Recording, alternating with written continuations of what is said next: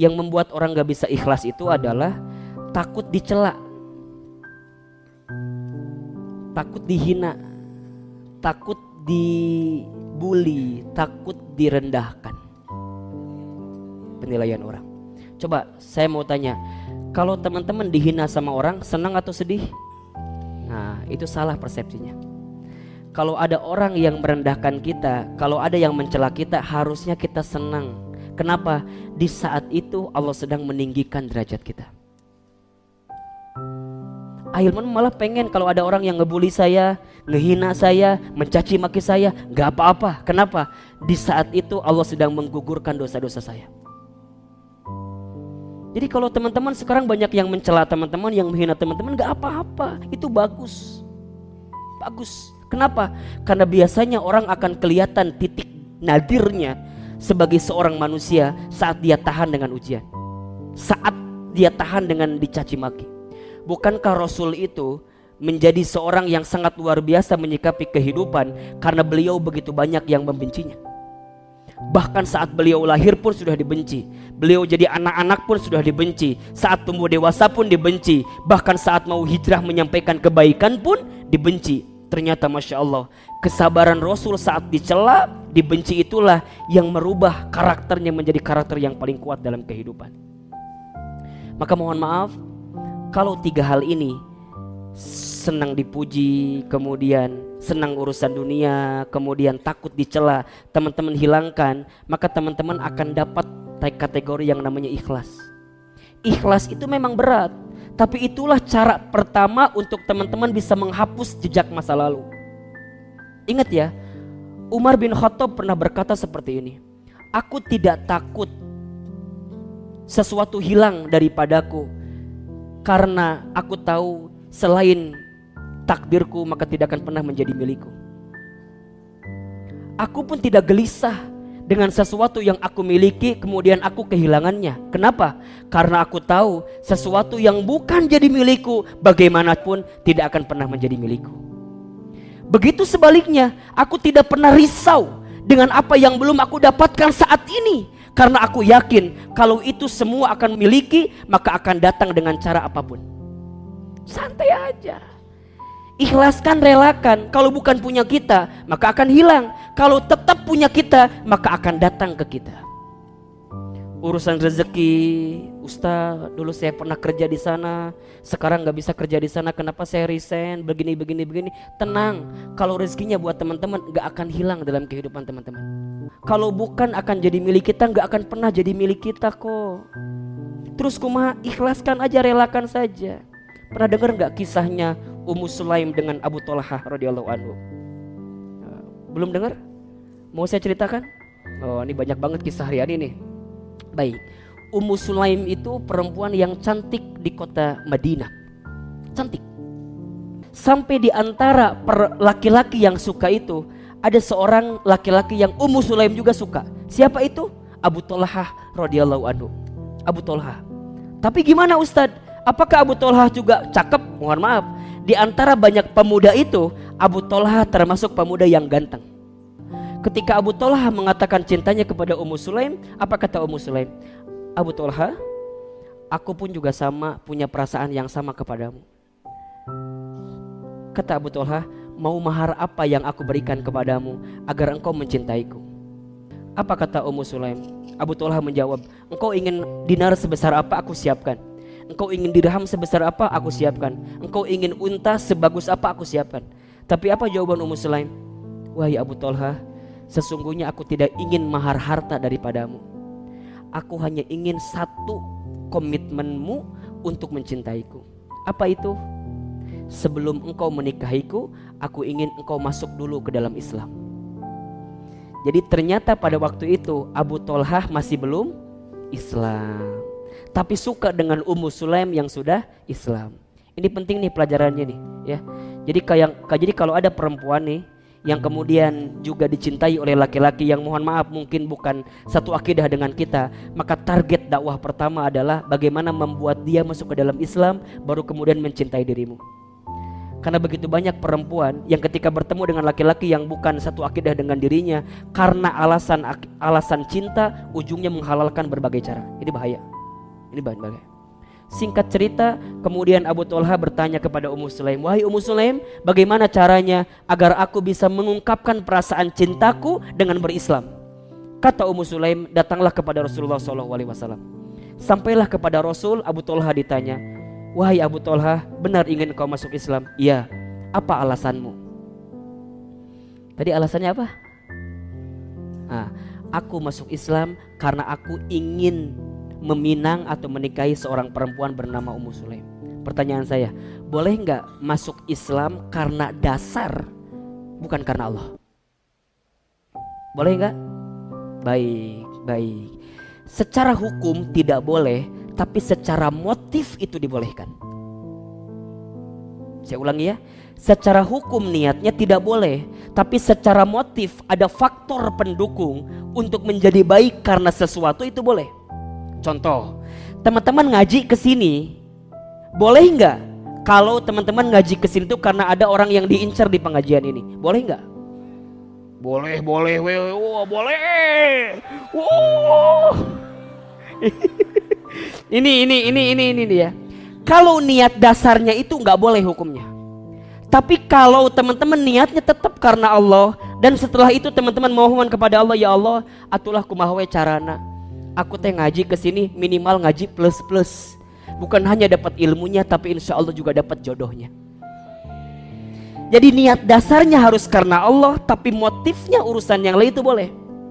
Yang tidak boleh, urusan motif yang lainnya didahulukan daripada Allahnya. Maka ketika Abu Thalha ditanya, "Wahai Abu Thalha, kenapa engkau ingin masuk Islam?" Abu Thalha menjawab, "Aku masuk Islam karena aku ingin menikahi seorang perempuan muslim bernama Ummu Sulaim." Kata Rasulullah, "Perbaiki niatmu.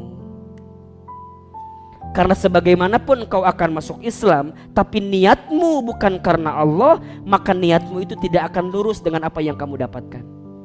Sampai kemudian Abu Thalha diajak oleh Rasulullah, "Masuklah kamu ke dalam Islam dengan niatan karena Allah, dan memintalah kepada Allah dibimbing untuk mendapatkan kebaikan-kebaikan dalam Islam, termasuk mendapatkan siapa? Ummu Sulaim." Maka kata Rasul, "Kalau begitu baik, aku akan nikahkan dirimu dengan Ummu Sulaim, dan sebelumnya aku akan terima Islammu." Maka berkatalah, "Asyhadu an la ilaha illallah wa asyhadu anna Muhammadar Rasulullah." Masya Allah. Singkat cerita, Abu Thalha ganteng, Ummu Sulaim cantik. Pasangan itu menjadi buah bibir di kota Madinah. Kalau bahasa kita mah jadi apa ya, couple goals banget gitu. Jadi pasangan yang sering dibicarakan. Wah, siga pasangan nu ayeuna lah, restu. Dibicarakan apa gitu kan. Dibicarakan sampai Masya Allah mereka itu menikah, kemudian jadi rumah tangga yang harmonis, sampai kemudian mereka punya seorang putra. Ketika punya seorang putra itu, maka Abu Thalha mendapatkan ajakan daripada Rasulullah SAW untuk menyampaikan Islam ke daerah Afrika, tugasnya. Maka ingat, kata Ummu Sulaim, "Wahai Abu Thalha, kalau engkau mencintaiku, maka berkorbanlah untuk Islam seperti apapun." Jadi kalau teman-teman nih mau nyari yang ikhwan yang mencintai kita, jangan ngasih standar dasarnya tuh. Boleh menikahi saya, tapi syaratnya Islamnya benar dulu. Hafiz Quran 32 juz. 2 juznya mah tambahan gitu kan. 30-nya kan itu wajibnya, 2-nya sunnahnya lah, nggak apa-apa. Surat apa misalnya juz 30, juz 29, nggak apa-apa. Jadi target boleh. Kamu ikut dengan saya nikah siap, tapi tolong selesaikan bacaan kitab ini. Jadi tantangan jangan tantangan urusan dunia, tantangan akhirat. Sama kayak Ummu Sulaim, menikah boleh, tapi saat Rasul memanggil engkau harus berangkat. Sampai kemudian ketika perintah itu datang, Abu Thalha yang lagi bahagianya karena punya anak, maka harus pergi ke Afrika. Singkat cerita, dalam sejarah itu diceritakan 3 tahun mereka berpisah. 3 tahun berpisah. Lagi hangat-hangatnya jadi couple goals, saling mencintai, tiba-tiba dipisahkan karena perintah Rasulullah SAW.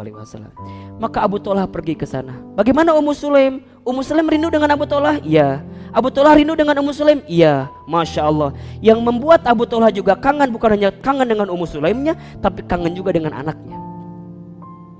Singkat cerita, pulang dari Afrika, kemudian Abu Thalhah sampai di rumah. Ketika sampai di rumah, Ummu Sulaim menyambutnya dengan hangat. Disiapin makanan terenaknya. Sampai kemudian malamnya pun Ummu Sulaim memberikan pelayanan maksimal kepada Abu Thalhah. Mereka seakan-akan menjadi suami istri yang baru merasakan malam pertama di malam itu. Jadi nikmat banget. Sampai ketika subuh, Abu Thalhah bertanya, "Wahai istriku, semalam aku baru pulang dan aku belum melihat di mana anakku."